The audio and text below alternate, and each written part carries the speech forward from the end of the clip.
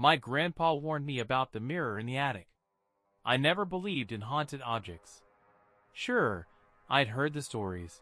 Cursed dolls, shadowy paintings, music boxes that played without wind.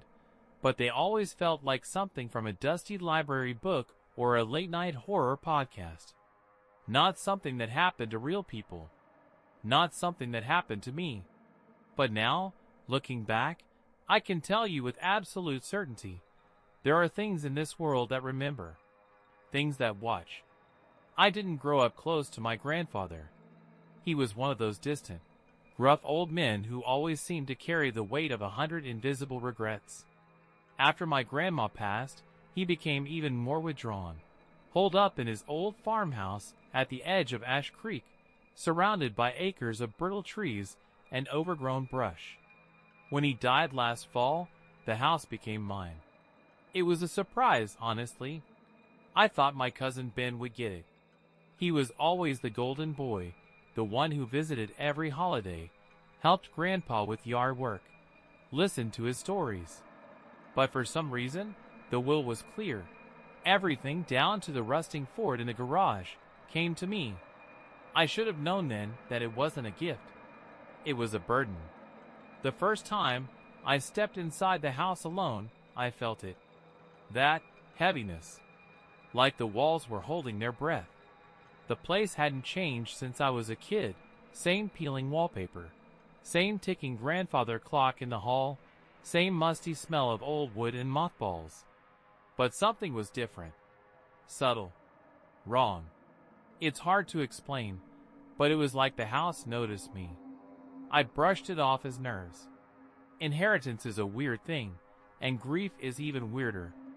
I figured I'd clean the place up, maybe rent it out or sell it. But first, I needed to go through everything, box up what I wanted to keep and junk the rest. That's when I found the note. It was tucked in an old cigar box in Grandpa's nightstand drawer. Just a folded piece of paper, yellowed with age, written in his scratchy, all-caps handwriting. Do not touch the mirror in the attic. I mean it. Dad. There was no explanation, no context. Just that stark, ominous warning, as if he knew, really knew, that someday someone would go looking. Naturally, that made me want to look. I didn't go up there right away, though. Part of me wanted to pretend I hadn't seen the note at all. But you know how it is. Once something gets in your head, it grows roots. Every time I passed the narrow staircase that led up to the attic, I felt like it was pulling at me, whispering questions in a voice just below hearing. What mirror? Why was he afraid of it? Why warn me? A few nights later, I couldn't sleep. The house groaned with every gust of wind, and the old pipes made strange, rhythmic clunking sounds in the walls. Around 2:30 a.m., I got up and padded through the hallway, just to clear my head. And I stopped at the attic door. The handle was ice cold. I don't know why that detail sticks with me, but it does. The whole house was warm, too warm in fact, but that doorknob felt like it had been sitting in a freezer. I stood there for a long moment, just staring at it. Eventually, I turned away and went back to bed. But something had changed. Something subtle and deeply disturbing. When I walked past a hallway mirror the next morning, I noticed my reflection lingered just a second too long, like it was a beat behind me. I laughed it off, assuming I was just tired, maybe even hallucinating. But that night, it happened again. And the night after that, I heard footsteps from the attic. Slow, dragging, the kind of steps you don't hear unless the house is dead silent. The kind of steps you hope are just your imagination. But they weren't. I tried everything to rationalize it. Old houses make sounds. Pipes shift, wood settles, animals crawl through crawl spaces. I repeated that to myself like a mantra. But there's a difference between ambient creaks and the unmistakable rhythm of deliberate footsteps. One step, dragged, another step. And then there were the voices. They started faint, almost subliminal, like the rustling of fabric or the low hum of a radio in another room. But every time I tried to find the source, the sound would vanish. I'd stand there, surrounded by silence, wondering if I was slowly losing my mind. Then something changed. One evening, I was sorting through old boxes in the living room, faded photo albums, brittle paperbacks, cracked porcelain knickknacks, when I found a small journal wedged between two old encyclopedias. It wasn't my grandfather's handwriting this time. The cursive was elegant and feminine, the ink a pale brown from age. It was my grandmother's. Most of the entries were mundane: recipes, garden notes, little reflections on weather and chores. But toward the back, the tone shifted. "He won't talk about what he saw in the attic. I begged him to tell me, but he just sits there, pale and silent. He says it watches him through the glass. He says it knows his name. He covered it with a sheet, nailed the attic door shut. I don't think it's enough. Last night, I woke up and saw my reflection standing by the bed. Not me. Not really. Its mouth was open like it was screaming, but I heard nothing. I read that last entry 3 times before slamming the journal shut. My hands were trembling. The words sounded insane, completely unhinged, but they echoed too closely to what I had already been experiencing. The reflection, the footsteps, the cold doorknob. That night, I dreamed of the attic. I was standing in front of the mirror, though I'd never actually seen it. But in the dream, I knew it was there, a tall, oval thing with a frame like twisted vines, glass that shimmered like water under moonlight. And in the reflection, I wasn't alone. There was a figure behind me. No, not behind me. Behind the me in the mirror. A woman, impossibly tall, her limbs too thin, her face smudged like smeared charcoal. Her eyes were wide, white, and glistening, as if wet with tears or something much worse. And as I stared at her, frozen in place, her hand reached up and pressed against the glass from the inside. I woke up drenched in sweat. Still, I didn't go into the attic. Not yet. But the mirror, it came to me. A few days later, I was cleaning out the upstairs hallway closet, a cramped little storage space I hadn't touched since moving in, when I found a mirror leaning against the back wall. It hadn't been there before. I was sure of it. It wasn't particularly large. Rectangular, with a simple black wood frame. But the surface, something about it looked wrong. It was too reflective, too deep, like a pool of ink pretending to be glass. I reached out and touched it, half expecting my fingers to sink through. They didn't, but the moment my skin made contact, I felt a pulse. Like the mirror had a heartbeat. I jerked my hand away, and for the briefest second, my reflection didn't move. It stared at me, expressionless still, before blinking and slowly catching up. I covered the mirror with an old bedsheet and shoved it back in the closet. That night, I locked my bedroom door. And that's when the knocking started. 3 slow knocks on the other side of the door, right at eye level. Deliberate, patient. I didn't move. I barely breathed. I just lay there, heart hammering in my throat, staring at the thin shadow under the door. And then I heard the voice. A whisper, so faint I almost convinced myself it was the wind. Except it said my name, over and over again, like a lullaby from a mouth full of broken glass. I started sleeping with the lights on. Not that it helped much. Shadows still found their way into the corners of the room, stretching and twisting in ways that didn't make sense. The reflection in my bedroom mirror, the one on the dresser, started acting wrong. Not every time, just sometimes. Subtle things. A blink when I hadn't blinked. A slow tilt of the head when I was perfectly still. Once, I saw myself smile. Just for a second. I wasn't smiling. I covered that mirror too. By then, I had stopped pretending this was all in my head. I even called my cousin Ben one night, hoping maybe he could shed some light on what was happening. He sounded surprised to hear from me, said Grandpa never talked much about the attic except to say, "Some doors are better left closed." When I asked if he knew anything about the mirror, there was a long pause. "Look," he finally said. "Grandpa told me a story once when I was a kid. Scared the hell out of me. Said the mirror wasn't always here, that it came from someplace else, a gift from someone he didn't trust. He said it didn't just reflect, it remembered. He said things that look into it too long get stuck, like flies in amber. He never said more than that." Then Ben added something that made my blood run cold. He told me if anything ever happened to him and you ended up in that house, not to go near the attic. He said it would want you more than it ever wanted him. The next morning, the closet mirror was uncovered. The sheet I'd wrapped around it had been neatly folded and placed on the floor beside it. I didn't touch it. I didn't even look directly at it.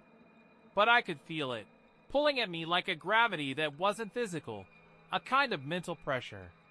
And later that night, I saw the reflection again. Not just in the mirror, but in the window, the TV screen, even the polished surface of the kitchen faucet. The same blank, motionless version of me, staring, waiting.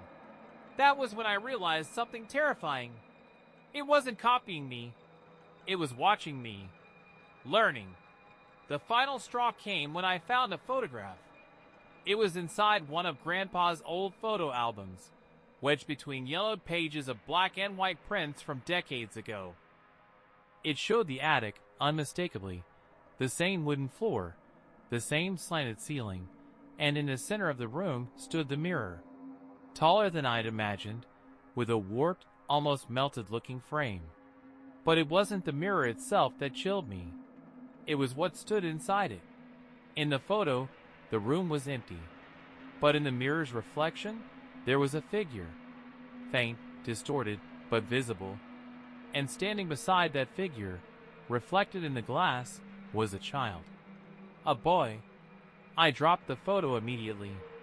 My hands were shaking so badly I could barely breathe, because I knew that face. It was me. After that photograph, everything escalated. The footsteps upstairs became more frequent, more purposeful, no longer slow drags, but deliberate, pacing movements that always stopped right above wherever I happened to be. It was like whatever was up there knew where I was at all times. It was following my rhythm, or mocking it.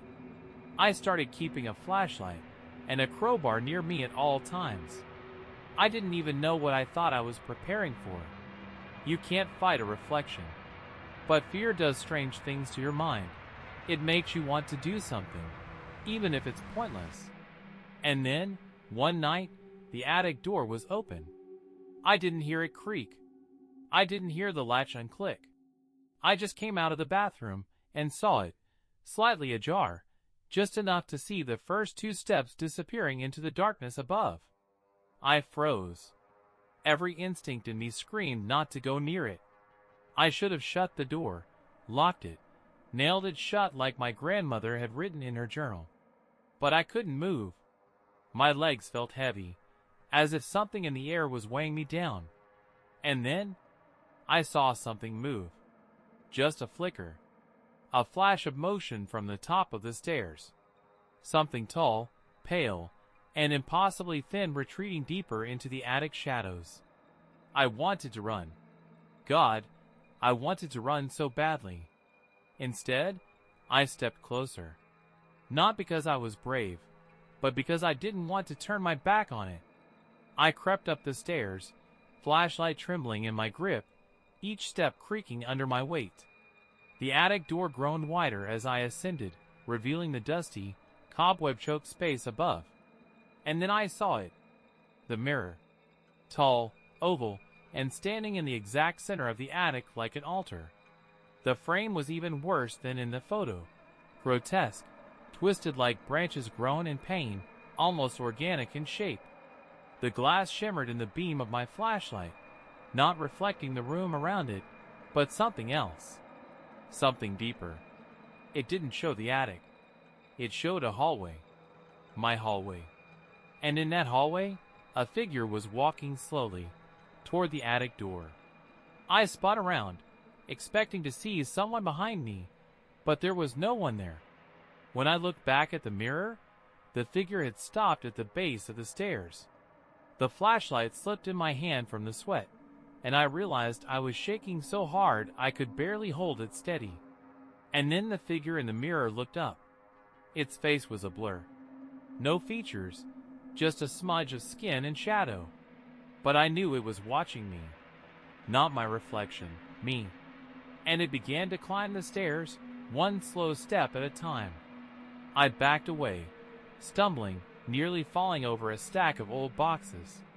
I didn't want to turn my back on the mirror, but I couldn't look at it anymore. I bolted down the stairs and slammed the attic door shut behind me. And this time, I nailed it shut. 3 heavy nails through the frame. Then I pushed a dresser in front of it. Then a chair. Then anything I could find. I would have burned the whole house down right then if I hadn't still held on to that last thread of logic that told me maybe this was all in my head. Maybe I was just spiraling. But when I went to the bathroom later that night, I saw something that ended any doubt I had. There was a handprint on the mirror. From the inside, a long smudged print, 5 crooked fingers pressed against the glass, dragging downward like claws on skin. And I swear to you, when I looked closer, it was still wet. I didn't sleep that night. Every time I closed my eyes, I saw that handprint again, felt the trail of its fingers dragging down the inside of the glass. I left every light in the house on, even turned on the TV just for some background noise, but none of it helped. The silence behind the static felt deeper than before, like the house itself was holding its breath again, watching me. The next morning, I packed a bag. I told myself I'd leave for a while, just a few days, get a hotel, clear my head, put some distance between me and this place.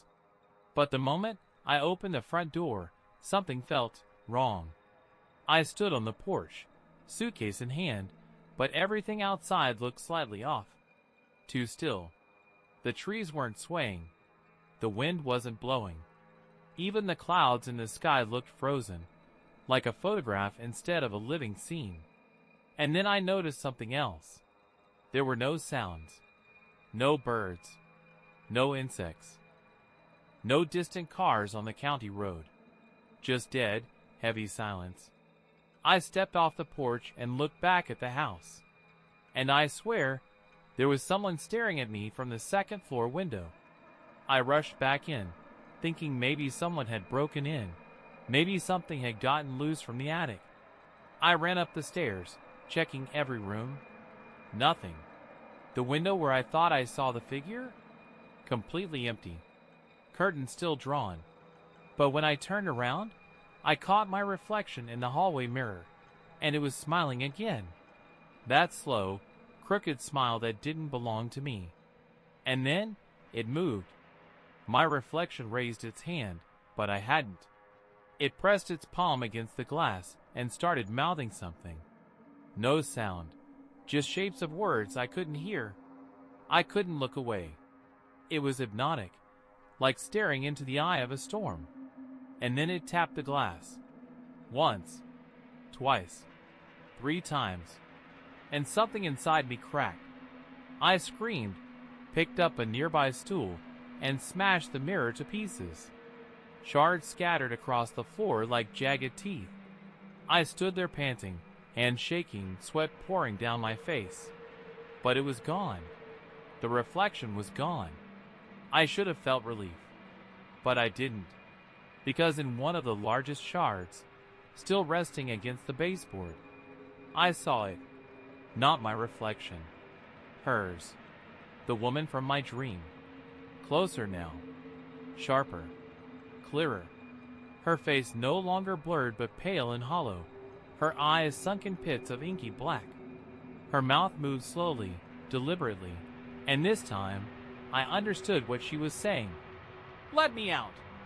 Later that evening, something else changed. The house began to mirror my actions in subtle, chilling ways. When I turned off a light, I'd come back to find it on again. Doors I closed were open. Rooms felt colder when I entered them, like someone had just left. I started taking photos of everything, just to prove to myself that I wasn't imagining it. But the worst part was the missing time. I started losing chunks of my day. I'd look at the clock and realize hours had passed without any memory of what I'd done. Sometimes I'd find dirt on my shoes, scratches on my arms, bruises I couldn't explain. And one night, I woke up standing in front of the attic door, hammer in hand. The nails were gone. The dresser pushed aside. The door was open again. But I hadn't done it. At least, I don't remember doing it. I locked myself in my bedroom after that, pushing furniture against the door. I didn't sleep. I just sat on the floor with the lights on, watching the doorknob, waiting for it to turn. And sometime before dawn, I heard it again. That whisper. Only this time, it wasn't coming from the attic. It was coming from inside the room. I didn't move for what felt like hours. I just sat there, back against the wall, eyes locked on every corner of my bedroom, like something might ooze from the shadows at any second. I kept trying to tell myself I was imagining it, that the whispering I heard, that soft, sing-song voice curling in the air around me, wasn't real. But then something impossible happened. The full-length mirror on my closet door began to fog up from the inside. Tiny rivulets of condensation traced down the glass, like breath from something just behind it. I crawled closer, slowly, against my better judgment, and watched as a single word was written in the fog from the other side. Help! My heart stopped. It wasn't a threat. It wasn't some malicious message. It was a plea. But from who? Or from what? And then I saw it again. My reflection, no longer mimicking me, was pacing, walking circles in the glass, like it was stuck in a cage. And there was a desperation in its movements, in its eyes, in the way it kept mouthing things I couldn't hear. It began to pound on the inside of the glass, and for the first time, I realized it wasn't me. Not anymore. Whatever I was seeing, it wasn't just a twisted version of myself. It was a separate entity. Something wearing me, learning me, becoming closer to me every second. I started tearing down every mirror in the house, bathroom, hallway, even the little decorative ones in the kitchen. Anything with a reflective surface. I smashed them all, one by one. But even then, I could feel it watching me from somewhere else. I blacked out the windows next, covered them in sheets and duct tape, anything to block out reflections. My phone screen? Gone. I smashed it. TV, unplugged. Microwave, stove, faucet, anything that could catch an image of me I avoided. But it was never about the glass itself. It was about what was on the other side. It was that night that I saw the full truth. I don't know how to explain what happened next without sounding completely insane. But I'll try. I woke up on the attic floor. I don't remember walking there. I don't remember opening the door again. But I was there, laying on the cold wood, facing the mirror. And it was glowing. Softly, faintly, like moonlight through water. And in the glass, I saw a room. Not my attic. Another place entirely. The architecture was similar, but off. Angles slightly wrong. Shadows too sharp, too deep. The same mirror stood in the center of that room as well. Only in that reflection, I saw myself. Not the twisted version. Me. Standing in that other attic, staring back. And behind that version of me, stood the woman. Closer than ever. Her long fingers hovered just above his shoulder. Her mouth moved in some silent chant I couldn't hear. And then my reflection looked me dead in the eye and smiled. That was when I realized what was happening. The mirror wasn't just a window. It was a door, and I wasn't the one watching something on the other side.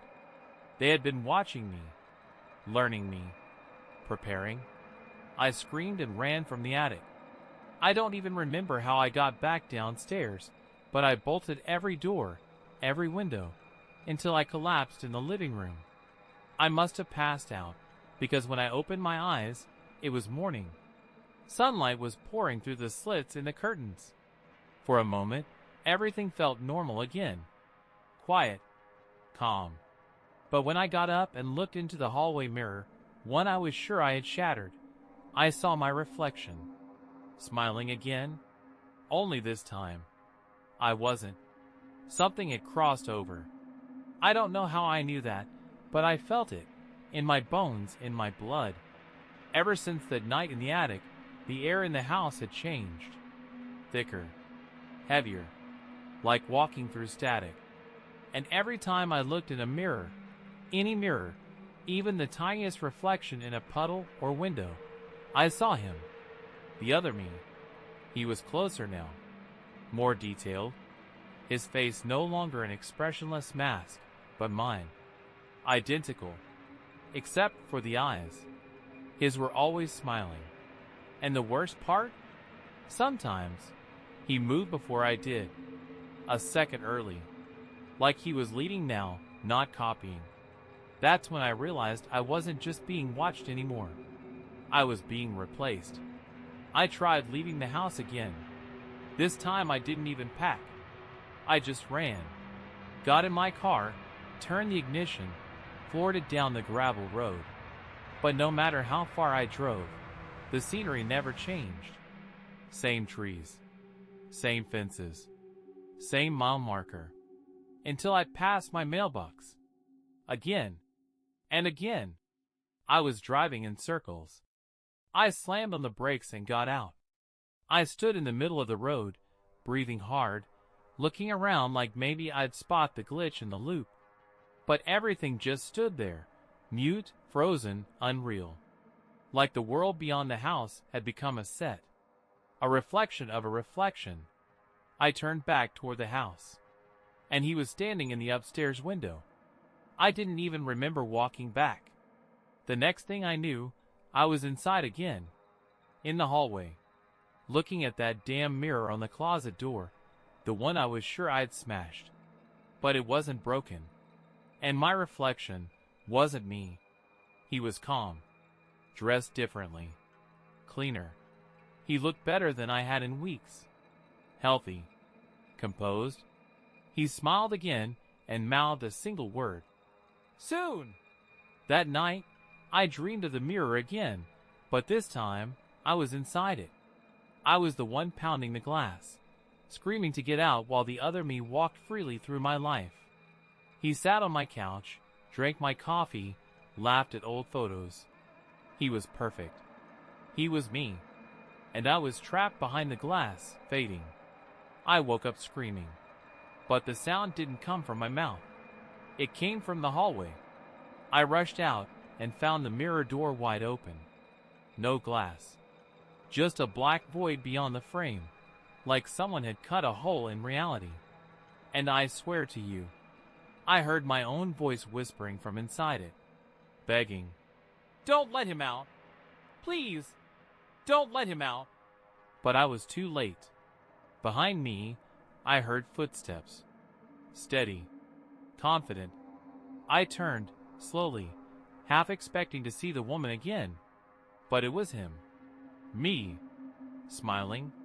And he said the words I'll never forget. "You should have listened to Grandpa." I tried to tell myself it was a nightmare. That none of it could be real.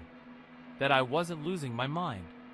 But when I looked in the mirror the next morning, if you can even call it a mirror anymore, I saw something that crushed whatever hope I had left. There was a scar on my cheek. A small, thin gash just below my left eye. I touched my face. There was nothing there. Smooth skin. No pain. But in the glass, it bled. Slowly. Constantly. Like a crack spreading in porcelain. And then it smiled again. That same two-eyed grin. I turned away, but it was already too late. From that day forward, things stopped making sense. I'd reach for a doorknob and my hand would miss, but my reflection's hand wouldn't. I'd pour coffee into a mug and realize I never even picked up the pot, but somehow the mug was full. One morning, I woke up in bed wearing clothes I hadn't put on. My phone, which I destroyed, was lying on the nightstand, untouched. And when I picked it up, it unlocked with my fingerprint, but the wallpaper wasn't mine. It was a photo of me, standing in the attic, smiling. That's when I realized what was happening wasn't just about physical replacement. It was deeper than that. It was possession. I found another journal entry, one I'd missed before, hidden behind a drawer in the hallway desk.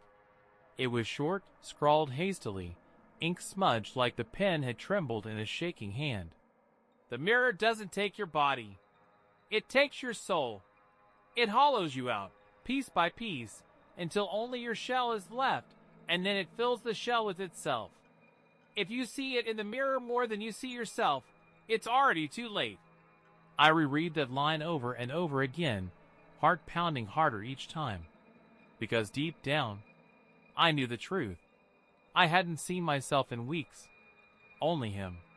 I started testing reality in small ways, writing notes to myself and hiding them in odd places, setting up cameras, marking my arms with ink before sleep, and checking if it was still there in the morning. Sometimes it was, sometimes it wasn't.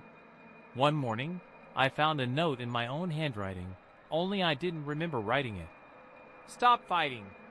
It's better this way. That same day, I caught a glimpse of myself in the microwave's black screen, and I saw the scar again, deeper now. Cracked skin like dry earth, crawling down to my jawline.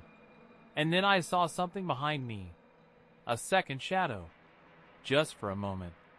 Not cast by the light, but by the absence of it. I began to wonder if the house itself had become part of it, like the mirror had infected the walls, the rooms, the air.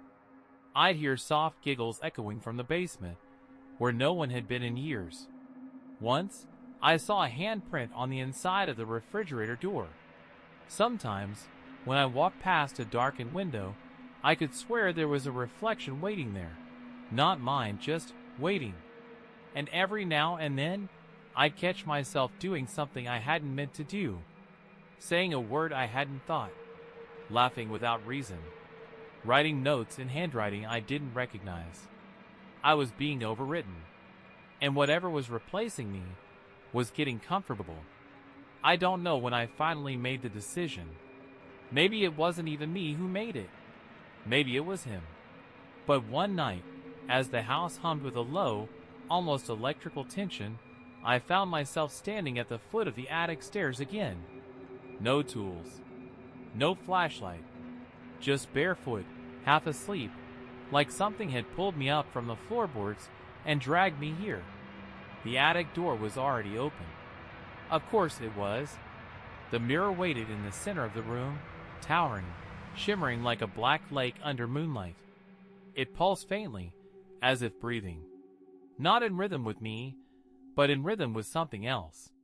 Something behind the glass. I stepped closer, and for the first time, there was no reflection at all. Just emptiness. I don't know what I expected to happen. A jump scare? A cold gust? Maybe something would leap out and grab me. But it didn't. Nothing moved. Nothing happened. So I did the unthinkable. I reached out and touched the glass. It was warm. Alive. And then everything shifted. It wasn't sudden. It wasn't dramatic. It was slow, like falling asleep with your eyes open, only to wake up somewhere you don't recognize. The attic disappeared, and I was somewhere else. The first thing I noticed was the silence. Not just quiet, but absolute absence. No ambient sound. No echo. Like sound itself had been drained from this place. The second thing I noticed was the architecture. It mirrored the attic, but twisted. The floorboards were warped, the walls bent inward like the house had been inverted. And the light, if you could call it that, came from nowhere, diffused and sour, like the color of old teeth. And then I saw the others, figures standing in the corners of the room, still and glassy-eyed. Some looked like people. Others were barely human, distorted, melted, flickering like bad film reels. All of them faced the mirror from this side. Trapped. Some pounded the air. Some cried without sound. One reached out toward me, mouthing the word, "Why?" over and over again. I stumbled back, nearly tripping over a shaved slump near the wall. It was me. Or, it looked like me. Same clothes. Same hair. Same scar. But its eyes were dull. Lifeless. As if it had been hollowed out long ago and left behind like trash. And that's when I realized where I was. I was inside the mirror. This wasn't a vision. It wasn't a dream. It was a prison. I turned toward the mirror, toward the real world on the other side. I could see the attic again, but he was there now. Moving through the room, adjusting things, brushing dust off the dresser, living my life. I screamed. I banged on the glass. I begged, but he didn't even look. He didn't need to, because he was me now. And I was just another reflection, tapping from the inside. It's strange, the things you notice when you're not really human anymore. The way clothes cling to skin. The small friction of shoes on hardwood. The taste of morning coffee. Still bitter, still rich, still warm. All so familiar, yet not mine. But I've learned to mimic well. The voice is perfect. The gait. The smile. Even the laugh. It's uncanny how easy it is to become someone once you've watched them long enough. I've walked in his skin for weeks now. And no one knows. Not his friends. Not his cousin Ben. Not the mailman. Not the woman at the gas station who always calls him "sweetheart" when she hands over receipts. They all think he came back from that old farmhouse. But he didn't. I did. There are small hiccups. Moments I have to adjust. A pause too long when someone asks about a memory I haven't absorbed yet. A twitch in the wrong muscle group. A phrase spoken with just a shade of the wrong rhythm. But no one questions them. Because no one wants to believe the person they know could be anything else. People are blind like that. It makes things easier. The mirror still stands in the attic. I haven't touched it. I don't need to. It's not for me anymore. It's for them. Whoever comes next. The house always attracts someone. Eventually, the whisper spreads again. The pull begins. I don't know how many of us there are. I don't know who built the first mirror, or where the door truly leads. But I know this. It's never full, and it's always hungry. Sometimes, late at night, I go up to the attic and stand before the glass. I can still see him on the other side. He's changed.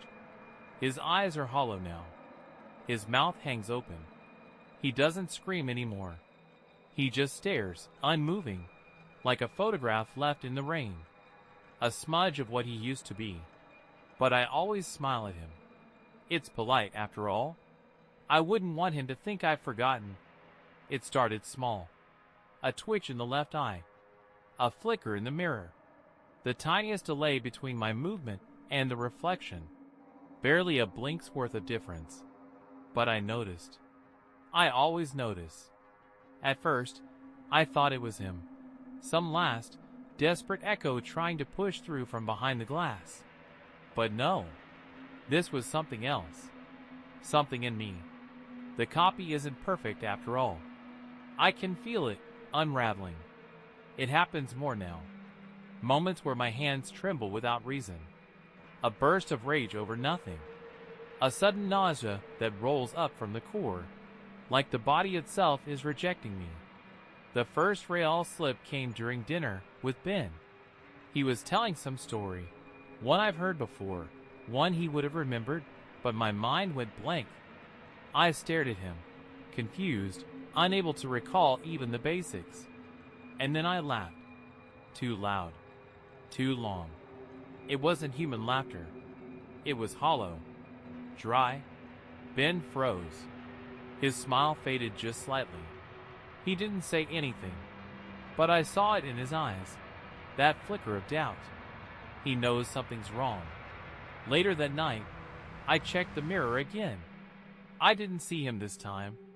I saw myself, but not the version I've been mimicking. Not the one I've been pretending to be. I saw a crack running down my face.